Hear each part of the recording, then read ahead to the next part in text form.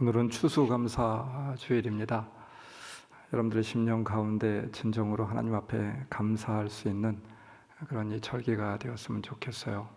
오늘 영상에서 보신 것과 같이 우리가 늘 하나님 앞에 감사함으로, 더 중요한 것은 우리의 마음 가운데, 심령 가운데 감사하는 마음이 일어났으면 좋겠습니다. 모든 것이 하나님의 은혜임을 우리가 고백할 수 있는 귀한 시간이 되길 주님의 이름으로 축원합니다. 도대체 우리가 무엇을 감사해야 될지, 또 어떻게 감사해야 될지, 감사라고 하는 것이 도대체 무엇인지 오늘 이 시간 말씀을 통해서 우리가 우리 심령 가운데 다시 한번 그 은혜가 새로워질 수 있는 그런 귀한 시간이 되길 주님의 이름으로 축원합니다. 오늘 말씀은 감사의 대표적인 그런 찬송시예요. 유대인의 3대 절기인 유월절, 칠칠절, 장막절, 이렇게 3대 절기가 있는데 이 절기 가운데 그렇게 공식적으로 불려졌던 그런 노래이기도 합니다. 시편 중에서도 특별히 이렇게 감사절에 불렸던 그런 노래가 오늘 시편 136편입니다. 여러분들이 오늘 말씀을 중간까지 읽었지만 한번 보시게 되면 눈에 확 들어오는 그런 내용이 있습니다. 두 가지로 요약되는데 그것은 첫째가 감사하여라 라고 하는 말씀입니다. 1절 주님께 감사하여라 시작하여서 26절 하늘에 계신 하나님께 감사하여라, 매 절마다 감사하여라, 감사하여라 이렇게 말씀하고 있어요. 그리고 또 하나 유독 우리의 눈에 들어오는 것이 있습니다. 그것은 바로 그의 인자하심이 영원함이로다 라고 하는 말씀입니다. 히브리어로는 인자라고 하는 말 무려 26번이나 동일하게 그렇게 반복되고 있습니다. 키 레올람 하스토라고 하는 그런 말입니다. 키 레올람 하스토. 이 하스토가 무슨 말입니까? 중요한 단어 두 가지가 나오고 있는데 하스토, 우리가 잘 알고 있는 그런 단어 하나가 있어요. 헤세드라고 하는 말입니다. 헤세드의 변형적인 그런 말이 되겠죠. 헤세드 무엇입니까? 언약에 기초한 하나님의 한결같은 사랑, 은혜, 자비, 이것을 우리가 헤세드라고 이렇게 부르고 있잖아요. 또 중요한 단어가 나오고 있습니다. 키라고 하는 단어입니다. 왜냐하면이라고 하는 단어예요. 왜냐하면 그 인자하심이 영원하기 때문이다, 이렇게 우리말로는 번역을 해놓고 있는데 이 말씀을 보면서 저는 참 많은 생각, 또 많은 감동을 받게 되었습니다. 원어를 보게 된다고 하면 이 말씀 가운데 담겨져 있는 중요한 그런 내용들이 너무나도 많이 함축되어 있어요. 키, 레올람, 하스토. 키라고 하는 그런 히브리어 단어이죠. 왜냐하면이라고 하는 단어입니다. 무엇이 헤세드인지 아는 것, 이것이 중요합니다. 오늘 성경 본문의 말씀 전체가 헤세드가 무엇인지, 은혜가 무엇인지에 대해서 소개하는 그런 말씀이에요. 여러분, 첫 단락에서 강조하는 것은 기적입니다. 이 기적이 전체 단락을 쭉 관통하고 있어요. 가나안에서의 기적, 출애굽에서의 기적, 또 하나님께서 천지 창조를 이루시는 그런 모든 기적, 낮과 밤을 다스리고 있는 기적, 큰 기적을 일으키신 분께 감사하라. 홀로 큰 기적을 일으키시는 하나님, 하나님이 이 세상을 만드시고 기적으로 역사하셨음을 감사하라. 낮과 밤을 다스리는 기적의 하나님을 감사하라. 이렇게 고백하고 있습니다. 기적, 우리 삶 속에도 마찬가지입니다. 하루하루가 기적의 연속이지 않습니까? 한순간 한순간 하나님의 기적의 손길이 늘 임하고 있다고 믿습니다. 여러분들은 어떻게 생각하십니까? 하나님이 오늘의 말씀과 같이 낮과 밤을 다스리고 있듯이 우리의 인생도 다스리고 있지 않겠습니까?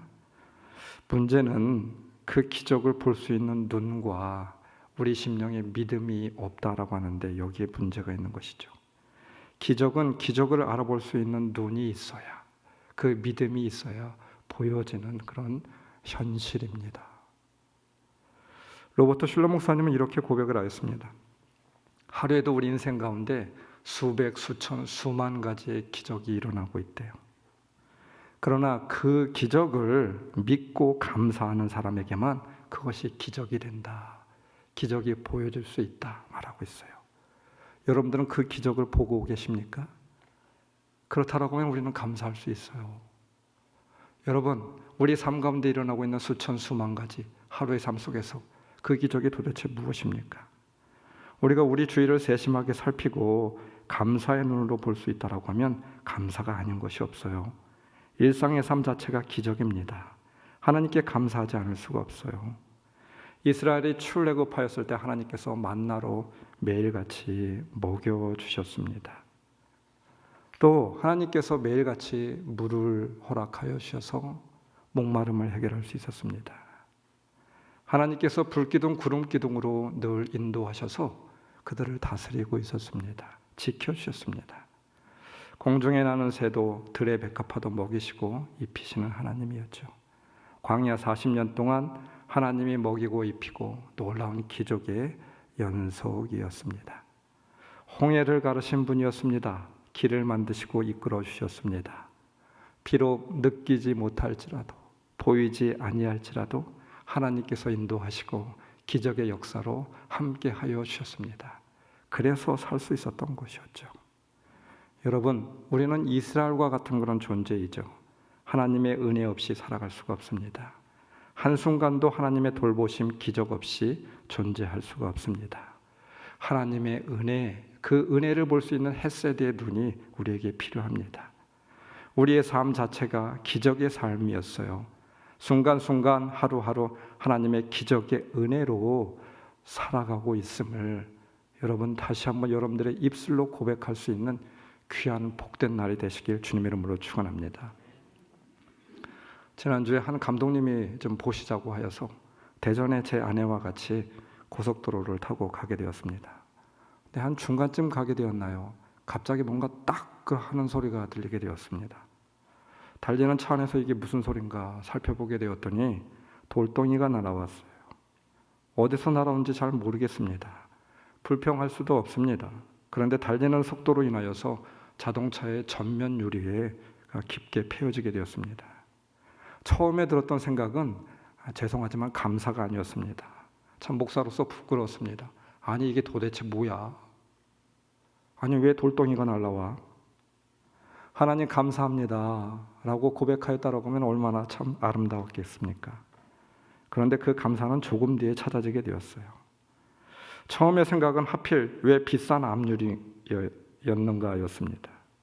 교체를 한다라고 하면 꽤 많은 돈이 들어갈 텐데 한 100만 원도 넘게 들어가야 될지도 모를 텐데 보험으로 할 수가 있나? 여러 가지 생각이 들었습니다. 도대체 블랙박스도 없는데 누가 그렇게 돌덩이를 흘린 것인지 어떤 차가 그랬는지 쫓아갈까? 뭐 이런저런 생각이 머릿속에 스치고 지나가게 되었습니다. 그런데 아내가 이런 말을 하더라고요. 목사님 얼마나 다행이에요. 쇳조각이 아니어서 너무나도 감사합니다. 큰 돌이 아니어서 감사합니다. 혹시 쇳조각이 튀어서 유리창에 그만 달리다가 패인 것이 아니라 부서져 버렸다라고 하면 대형 사고가 날 수도 있었잖아요. 죽을 수도 있었잖아요. 큰 돌이 떨어졌다라고 생각해 보십시오. 정말 아찔합니다. 하나님의 은혜입니다. 감사와 은혜는 깨달음의 깊이인 것 같아요. 생각해 보면 한순간 한순간이 하나님의 은혜이고 기적의 역사입니다. 그렇지 않습니까? 우리의 안고 일어섬이 하나님의 기적의 역사예요. 오늘 우리 남편이 출근할 때 아내가 출근할 때 잘 다녀올게라고 쉽게 하는 말이 어느 누구에게는 그렇게 어려운 말이 될 수도 있습니다. 중요한 말이 될 수도 있어요. 마지막으로 전하는 말이 될 수도 있지 않겠습니까? 밥 한 끼 내 손으로 먹는 것이 여러분 얼마나 귀한 일인 줄 아십니까? 중환자실에 가보세요. 입원한 환자들에 한번 가보세요. 내 숨으로 숨을 쉰다라고 하는 것이 이것이 얼마나 값진 일인지 돈으로 계산을 한다 할지라도 이것이 얼마나 귀한 일인지 여러분 알고 계십니까? 저는 전도사님들이 제 방에 들어올 때마다 깜짝깜짝 놀랄 때가 있습니다. 근심스러운 눈으로 들어올 때 깜짝깜짝 놀랍니다. 그와 같은 일들이 여러분 이틀 아니 하루 매일매일 이루어지고 있어요. 심각한 표정으로 들어오면 정말 가슴이 철렁합니다. 우리가 잘 느끼지 못해서 그렇지 정말 아침에 눈을 떠서 눈을 감을 때까지 아무 일 없이 평안하게 하루를 지낼 수 있다라고 하는 것이 얼마나 감사한 일인지 몰라요. 여러분도 그렇게 생각하십니까?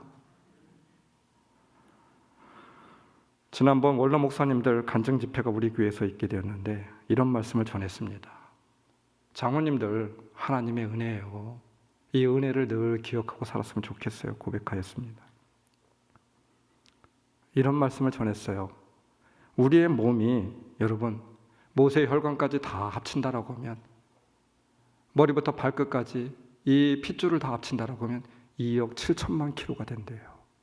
지구 2바퀴 반을 도는 그런 길이입니다. 여기에 날마다 피를 공급하고 있어요. 산소를 공급해서 우리가 살아가고 있고 생각하고 있고 말하고 있고 삶을 영위해 갈 수 있습니다. 이게 도대체 어찌 된 일입니까? 이와 같은 기적이 매일같이 일어나고 있어요. 우리 심장이 하루에 10만 번 뜁니다. 하루에 10만 번. 우리 폐가, 우리 허파가 하루에 숨쉬는 횟수가 2만 3천 번 그렇게 숨을 쉬고 있대요. 그래서 살아가고 있습니다. 여러분이 단 한 번도 여러분의 능력으로 심장을 뛰라고 이야기했습니까? 아니에요. 기적의 역사가 매일같이 일어나고 있는 거예요. 하루도 수없이. 은혜이죠. 기적입니다. 하나님의 다스림이십니다. 누가 이런 글을 썼습니다. 사람이 태어나서 제대로 사람 구실을 할 때까지 수없이 많은 수고와 감사의 은혜 가운데 살았음을 기억하라. 아이가 태어나서 혼자 밥을 먹을 때까지 하루에 수차례 태어나게 된다고 하면 젖병을 먹이고 밥을 엄마가 떠 먹여주게 됩니다. 혼자 밥숟가락을 뜰 때까지 4, 5세가 될 때까지 기다려야만 됩니다. 최소한 10,000번의 밥을 먹여주어야 되는 것이죠. 아이가 걸음마를 할 때까지 보통 아이는 1000번에서 1500번을 넘어지고 그때서야 일어나게 됩니다. 누가 돌보고 있습니까? 부모가 돌보고 있죠. 학교를 갈 때까지 7년은 기다려야만 됩니다. 성인이 되어서 재구실을 할 때까지 30년을 기다리고 30년을 은혜 가운데 살아야만 됩니다. 부모의 은혜, 스승의 은혜, 친구의 은혜, 선생님의 은혜. 은혜가 무엇인지 모르면 소용이 없어요. 가장 귀한 인생이 어떤 인생인 줄 아십니까? 가장 복된 삶은 은혜가 은혜되는 인생이에요. 은혜를 아는 인생입니다. 천국이 임하는 것은 가난한 영혼이라고 말하였습니다. 은혜를 아는 영혼이겠죠. 삶을 살아가면서도 얼마나 감사한 일이 얼마나 많이 있습니까? 고마운 사람들이 얼마나 많이 있습니까? 은혜가 무엇인지 아는 사람에게만 감사가 있는 것이죠. 그리고 거기에 천국이 임하는 것입니다. 여러분의 심령 가운데 천국이 임하였으면 좋겠습니다. 삶의 울타리이신 주님이라고 하는 기도 제목이 있는데 극동방송에 소개된 기도문입니다. 남들보다 내 남편이 월등하게 잘나야 했고 자식도 최고여야 했으며 스스로 어디에 내놓아도 외모가 빠지지 않고 자랑할 수 있는 옷들이 가득 차야만 만족할 수 있었습니다. 어느 한 부분도 남보다 못한 것을 스스로 용납하지 못했습니다. 그래서 남편을 돈 버는 기계로 만들었고 자식들을 공부벌레로 만들었으며 스스로를 허영의 노예로 만들었습니다. 모든 것이 헛된 수고였음을 깨닫는 요즘 평범한 것이 가장 큰 행복이라는 아주 평범한 진리 앞에 머리를 숙입니다.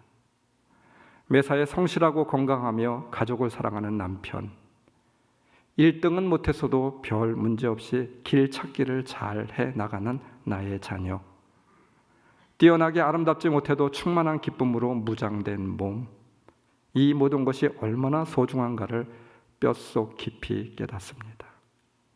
우리 존재의 울타리이신 주님, 내 자존감에 우쭐할 때는 이웃이 건네는 나물 한 접시의 소중함을 무시했습니다. 그러나 작은 것의 소중함을 깨닫는 요즘 거꾸로 나물 한 접시 정성껏 만들어 나눠줄 수 있는 마음을 갖게 되었습니다. 감사합니다. 주님, 우쭐한 자가 되려다 외롭고 고달팠으나 주님을 뒤따르는 자 되고 나니 평화롭기 그지없습니다. 평범한 속에 진정한 행복을 깨닫게 해주신 주님, 감사와 찬미를 주님께 올려드립니다.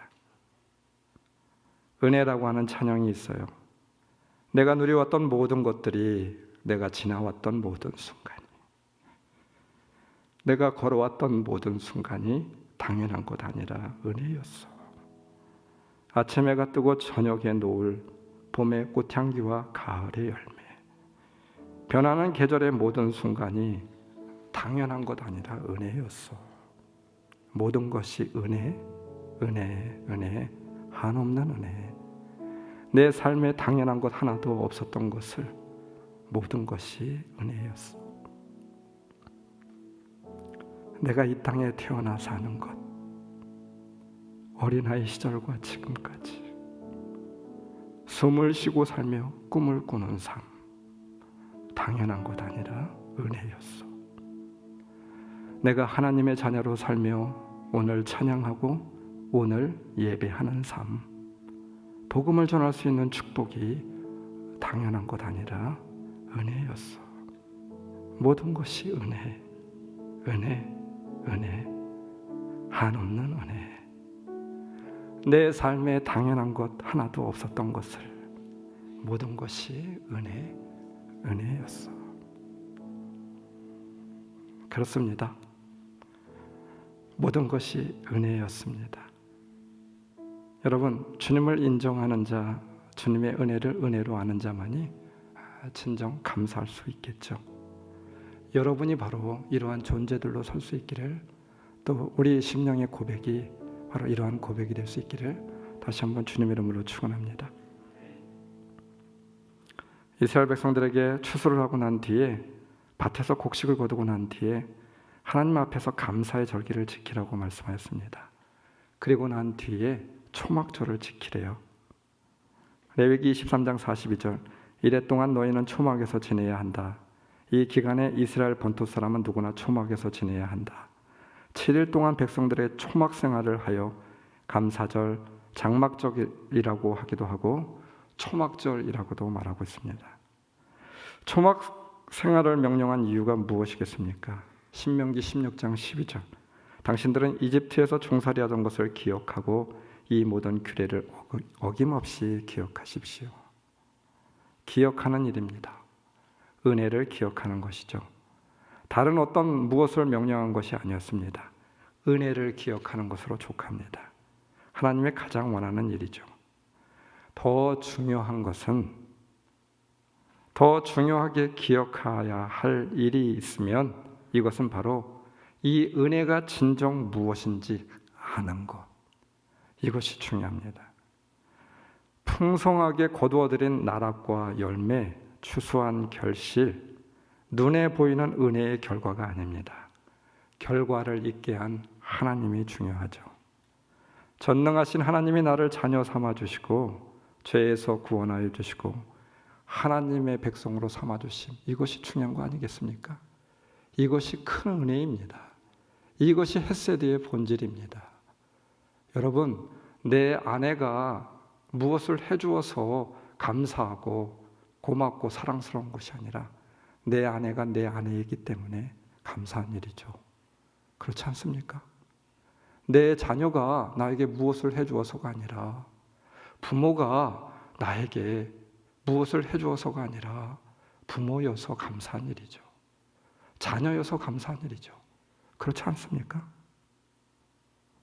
비천하고 보잘것없는 나를 기억하여 주시고 구원하신 은혜, 나의 하나님 되신 그 하나님이 계시기 때문에 그것이 바로 은혜입니다. 십자가의 은혜로 구원하여 주신 그 은혜가 중요하죠. 왜 날 구원하여 주는지 알 수가 없습니다. 왜 나의 하나님이 되시는지 알 수가 없어요.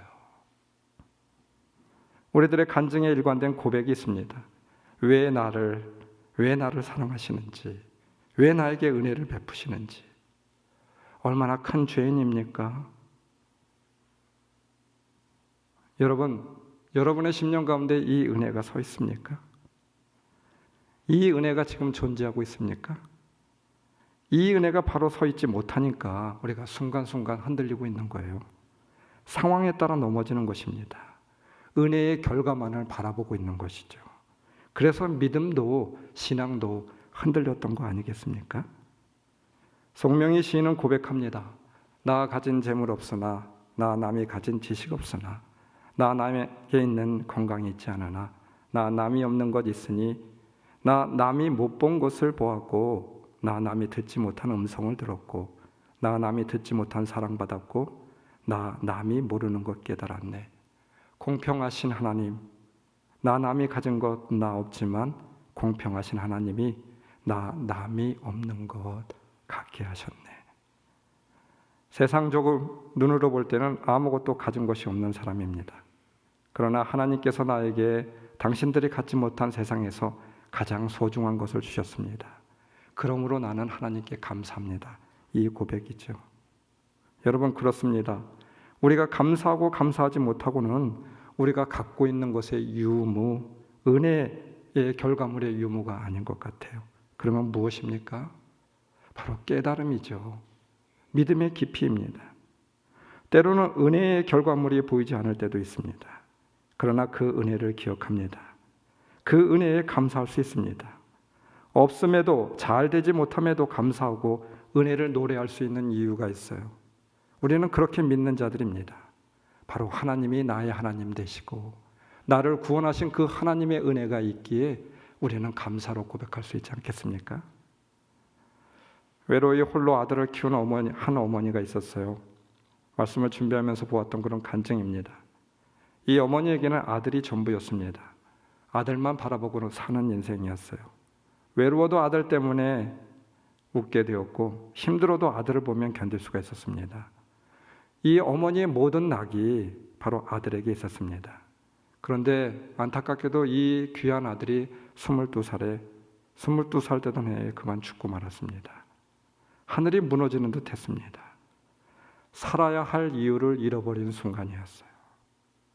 웬만한 사람이라고 하면 까무러치고 아마 대성통곡하느라 장례식장은 엉망진창이 되었을 것입니다. 그런데 이 어머니는 달랐다고 해요. 교인들의 간증이 되었습니다. 이 어머니는 너무나도 평온했습니다. 거짓 웃음이 아니었어요. 종교적인 위선도 아니었습니다. 그녀의 심령 가운데 알 수 없는 감사가, 그 감사의 물결이 몰려오게 되었습니다. 이 믿음의 어머니의 고백은 이러해요. 외로운 나에게 22년 동안 아들과 함께 행복하게 살게 해주셔서 감사합니다. 더 좋은 천국에서 우리 아들이 살게 하여 주시니 감사합니다. 장례를 통하여 독생자 예수님의 사랑을 더 깊이 깨닫게 하시니 감사합니다. 라고 하는 고백이었대요. 범인들은 감히 흉내낼 수 없는 인생입니다. 생각하는 게 다르죠. 세상을 바라보는 관점이 다릅니다. 정말 믿음의 사람입니다. 그렇습니다. 우리 믿음의 사람들의 관점은 다른 관점을 갖고 있어요. 사랑하는 성도 여러분, 은혜를 모르면 안 됩니다. 은혜가 무엇인지 바로 알아야만 됩니다. 왜 값싼 은혜입니까? 은혜가 무엇인지 도대체 알 수 없기 때문이 아니겠습니까? 내 삶이 왜 값싼 그런 은혜가 되어지고 있습니까?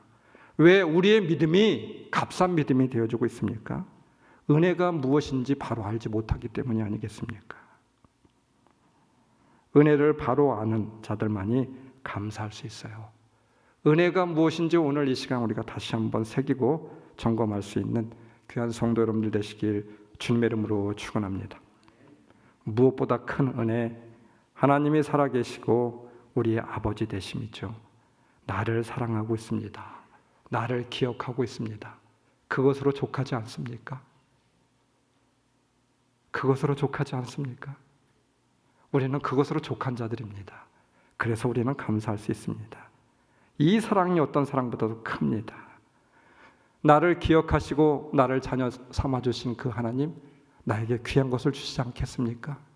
내 삶을 풍성한 은혜로 채워주지 않겠습니까? 그래서 감사할 수 있는 것이죠.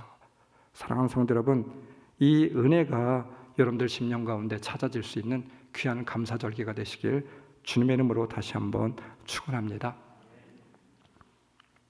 두 번째, 시편 기자는 감사의 고백을 발견하였습니다. 말씀 5절, 지혜로 하늘을 만드신 분께 감사하라. 지혜로 하늘을 만드신 분께 감사하라. 오늘 말씀 가운데 우리가 블라인드 처리되는 그런 부분이 있어요. 공통적으로 들어간 부분이 있다라고 하면 지혜의 하나님이라고 저는 말씀드리고 싶어요. 오늘 말씀 성경 전체는 하나님의 지혜를 담고 있죠. 인자하신 선하신 뜻. 하나님의 지혜, 태분화라고 하는 단어를 쓰고 있어요. 통찰력이라고 하는 단어입니다. 신앙의 용어로 우리가 바꾸어서 표현한다라고 하면 우리가 너무나도 잘 알고 있는 용어입니다. 하나님의 지혜, 하나님의 뜻, 하나님의 섭리, 하나님의 경륜. 그렇게 하나님은 오늘도 그 하나님의 뜻과 섭리로 이루어가시고 있고 세상을 이루어가시고 있고 우리의 삶도 하나님의 자녀들도 이끌어가시고 있습니다. 사람의 지혜를 가지고 하나님의 지혜를 우리는 판단해서는 안 됩니다. 데살로니가전서 5장 18절 모든 일에 감사하십시오. 이것이 그리스도 예수 안에서 여러분에게 반하시는 하나님의 뜻입니다. 모든 일에 감사할 수 있겠습니까? 그런데 모든 일에 감사하래요. 그럼에도 불구하고 감사하라. 모든 일에 어떤 조건을 두고 있지 않습니다. 범사에 우리 주 예수 그리스도의 이름으로 항상 아버지 하나님께 감사하며 범사에 모든 일에 감사하라. 명령을 하시고 있어요. 슬퍼하지도 말고 고통을 느끼지도 말고 억울해하지도 말고 무조건 참으라, 감사하라. 이런 말입니까? 그 말이 아니겠죠. 이런 슬픔과 아픔을 통하여 우리에게 깨닫게 하시거나 유익해 하게 하실 그리고 선하신 하나님의 뜻이 담겨 있기에 우리는 감사할 수 있고 우리는 모든 일에 하나님 앞에 감사하고 기뻐하며 기도하며 나아갈 수 있다 이 말입니다. 하나님의 뜻과 섭리가 있기에 오늘의 상황을 바라보지 않고 우리는 믿음의 사람들은 감사할 수 있음을 말씀하고 있는 것이죠. 하나님의 태분화, 지혜, 하나님의 뜻과 섭리 이것을 말씀하고 있는 것입니다. 하나님이 살아계시고 하나님이 우리를 자녀 삼아 주셨으니 주께서 선하신 길로 인도하실 것을 믿으며 감사하라. 감사라고 하는 말이 가지고 있는 본래의 뜻이 여러분 무엇입니까? 어느 때 우리는 감사할 수 있을까요? 감사라고 하는 말이 도대체 무엇입니까? 나로부터 오지 않았다라고 하는 것, 나에게서 오지 않은 것이 있기 때문에 우리는 감사를 드릴 수 있는 거 아니겠습니까? 나의 능력, 나의 지혜가 아니라고 하는 거예요. 그 선물이 바로 내 공로로 이루어진 것이 아니다라고 하는 것입니다. 그래서 감사할 수 있는 거 아니겠습니까? 내가 할 수 있고 내가 다 했고 내가 능력이 있고 내가 모든 것을 관장하고 주관하고 있고 내가 공로를 받아야죠. 감사할 일이 뭐가 있겠습니까? 내가 벌어 쓰는데 내 힘으로 벌어 쓸 수 있다라고 하는데 내가 노력하고 내가 능력이 있어서 다 할 수 있는 것인데 무슨 감사가 일어날 수 있겠어요? 내가 지혜가 있어서 내가 아는 것이 많아서 내가 존경을 받는 것이고 내가 서 있는 이 자리가 내 능력으로 서 있는 것이다라고 하면 무슨 감사가 있을 수가 있겠어요? 여기에는 감사가 존재할 수 없어요. 그러나 감사는 내 공로가 아니고 내 능력이 아니고 내 지혜가 아니고 주어진 것입니다. 위로부터 주어진 것이라고 하는 겸손한 마음이 주어질 때 우리는 진정으로 감사할 수 있는 것이죠. 힘들고 어려운 일이 있을 때도 마찬가지입니다. 감사할 수 없는 일들 가운데서도 마찬가지입니다. 주님께서 다스리심을 믿는 거예요. 주님의 선하신 뜻이 있음을 믿는 것입니다. 그러면 우리는 감사할 수 있습니다. 이것이 하나님의 지혜입니다. 데살로니가전서 5장 16절 18절의 결론이 있습니다. 여러분을 부르시는 분은 신실하시니 이 일을 또한 이루실 것입니다. 여러분을 불러주신 분은 완전한 의지할 만한 분이십니다. 그분께서 말씀하셨으니 그분께서 이루어 가실 것입니다. 그래서 수없이 많은 성경의 사람들 하박국, 다윗, 모세, 요셉, 야곱 그들은 그래서 감사할 수 있었어요. 여러분 그렇습니다. 우리가 감사하고 감사하지 못하고는 우리의 현재 있고 없고의 상황이 되고 안 되고의 유무가 아닙니다. 그러면 무엇입니까? 하나님의 뜻과 섭리를 믿는 것이죠. 하나님의 선하심을 믿고 하나님의 섭리하심을 믿는 사람들, 그런 사람들은 감사할 수 있어요. 디모데전서 4장 4절 하나님께서 지으신 모든 것이 선함에 감사함으로 받으면 버릴 것이 없나니 하나님의 말씀과 기도로 거룩하여집니다. 감사할 때 무슨 일이 일어나고 있습니까? 하나님께 바쳐지지 않을 수 없는 것은 아무것도 없다는 것이죠. 그 어떤 경험도 비극도 질병도 하나님께 바쳐질 수 없는 것은 없다라고 하는 말입니다. 이런 귀한 영적 통찰력을 주는 그런 글을 하나 보게 되었습니다. 모든 환경들 안에서 모든 처지들 가운데서 감사를 드린다라고 하는 것, 마치 소를 몰고 쟁기질하는 농부의 행위와 같다. 어떤 목사님이 이렇게 표현해 놓았더라고요. 쟁기질하는 농부는 쟁기를 끌지 않습니다. 쟁기질하는 농부는 쟁기를 밀지 않습니다. 쟁기질하는 농부는 쟁기를 다만 인도할 뿐입니다. 정확하게 우리가 하여야 할 태도와 일이라고 하는 것이죠.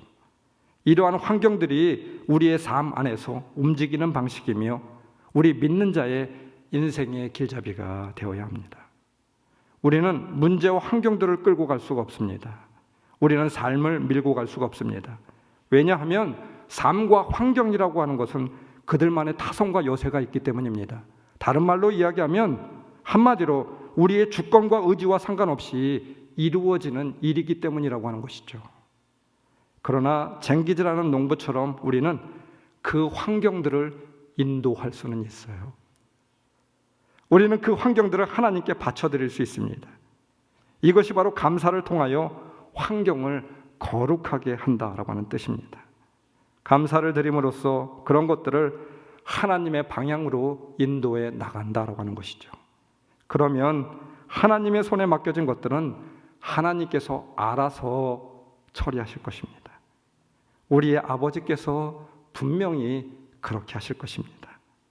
우리가 이렇게 할 때 우리는 하나님 나라의 방향으로 환경을 인도하게 되는 것이죠.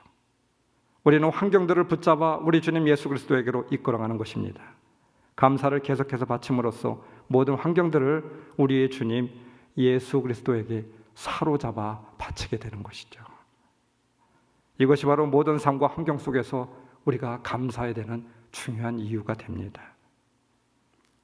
중학교 1학년 때 친구가 찬 공에 눈을 맞아서 실명한 소년이 있었어요.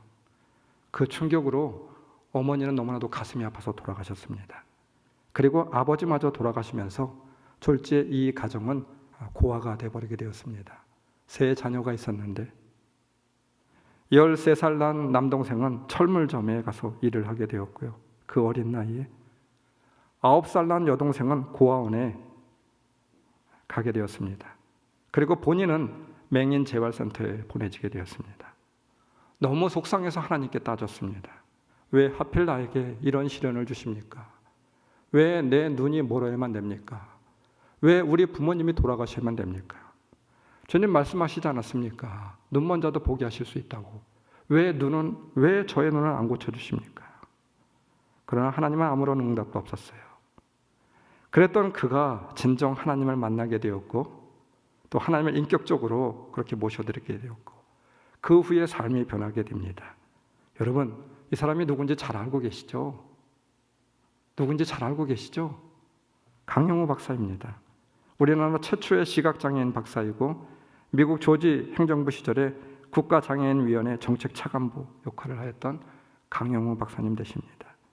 그의 둘째 아들 크리스토퍼 강은 오바마 행정부 시절에 입법 담당관이 되어서 중요한 역할을 하게 되었습니다. 강 박사님은 정책차관보로 6년 동안 일하면서 미국의 5,400만 장애인을 대변하는 그런 직무를 수행하는 한인으로서 최고의 지위까지 미국에서 올라간 그런 사람이었더라고요. 요셉과 같은 사람이었습니다. 먼 훗날에 강영우 박사는 자신의 인생을 두고 이렇게 고백하였습니다. 만약에 제 눈을 하나님이 뜨게 해주셨다라고 하면 저는 아마도 그냥 소년 가장으로 제 동생들을 먹여 살리는 그런 사람이 되었을 것입니다. 그래서 저는 아무것도 못했을 것입니다. 그런데 하나님께서 제 눈을 멀게 해주셔서 하나님은 30년 뒤에 나를 바라보시고 놀라운 축복을 주신 것이었습니다. 많은 사람들이 저에게 장애임애도라고 하는 말을 건네고 있습니다. 그런데 저는 그 말을 듣고 이렇게 고칩니다. 장애임애도가 아니라 장애 덕분에라고. 2012년 2월 23일 췌장암으로 우리 곁을 떠나 하나님의 품에 안기게 되었습니다. 향년 68세입니다. 젊디 젊은 나이예요. 안타까울 수도 있습니다. 그런데 그는 이렇게 고백하고 있습니다. 하나님이 하시는 일을 다 이해하려 들기보다 받아들이는 믿음, 감사함으로 받아들이는 믿음, 불합리한 것 같아도, 뭔가 잘못되어 가는 것 같아도 그것은 나의 생각이고 하나님은 결코 실수하지 않는 하나님이십니다. 그와 같은 순간에도 하나님은 일하고 계십니다. 고백하고 있어요. 우리는 강영우 박사의 마지막 편지를 기억하고 있습니다. 68세에 짧다면 짧은 생을 마치면서 아들에게 이런 편지를 남기게 되었어요. 이제 너희들과 시간이 얼마 남지 않았구나. 두 아들에게 보내는 편지는 내가 너희들을 처음 품에 안은 지가 엊그제 같은데 벌써 너희들과 이별의 약속을 나눠야 할 때가 되었다니 좀 더 많은 것을 나누고 좀 더 많은 것을 함께하지 못한 아쉬움이 밀려온다. 하지만 너희들이 나에게 준 사랑이 너무나도 컸기에, 그리고 너희들과 함께한 추억이 내 마음속에 너무나도 큰 기쁨으로 가득하기에 난 이렇게 행복한 마지막을 맞이할 수 있단다. 두 아들을 키우는 과정의 추억을 회고하며 그는 마지막으로 아들들에게 고맙다, 감사하다 이 말을 전했습니다. 사랑하는 아내에게라고 하는 제목이 붙은 부인에게 보내는 편지는 젊은 시절 첫 만남부터 회상하며 시작을 하게 됩니다. 당신을 처음 만난 게 벌써 50년 전입니다. 햇살보다도 더 반짝반짝 빛나고 예쁜 여대생 누나의 모습을 난 아직도 기억합니다. 앞으로 함께할 날이 얼마 남지 않은 이 순간에 나의 가슴을 가득 채우는 것은 당신을 향한 감사함과 미안함입니다. 시각장애인 자신과 결혼하고 보살펴준 부인의 헌신적인 삶을 떠올렸습니다. 미국 유학과 이민 생활의 어려움을 회상하며 시각장애인의 아내로 살아온 그 세월이 어찌 편했겠느냐며 항상 주기만 한 당신에게 좀 더 잘해주지 못해서, 좀 더 배려하지 못해서, 너무 많이 고생시킨 것 같아서 미안하다고 그렇게 고백합니다. 지난 40년간 늘 나를 위로해 주던 당신에게, 부인에게 보내는 마지막 편지는 사랑합니다, 사랑합니다, 사랑합니다. 그리고 고마웠습니다 라고 끝을 맺고 있습니다. 사랑하는 성도 여러분, 이것이 바로 우리 믿음의 사람들의 고백이 되어야 되지 않을까 싶어요. 우리가 오로지 해야 할 일이 있다고 하면 이 땅을 사는 존재로 우리가 고백해야 될 일이 있다고 하면 그것은 바로 감사한 일뿐 아닐까요? 은혜를 은혜로 아는 사람들이 되어야 되지 않을까요? 우리는 바로 감사로 부름을 받은 그런 존재들이라고 믿습니다. 하나님의 은혜를 기억하고 하나님께 감사함으로 나아갈 수 있는 그런 성도들이 되시기를 주님의 이름으로 축원합니다.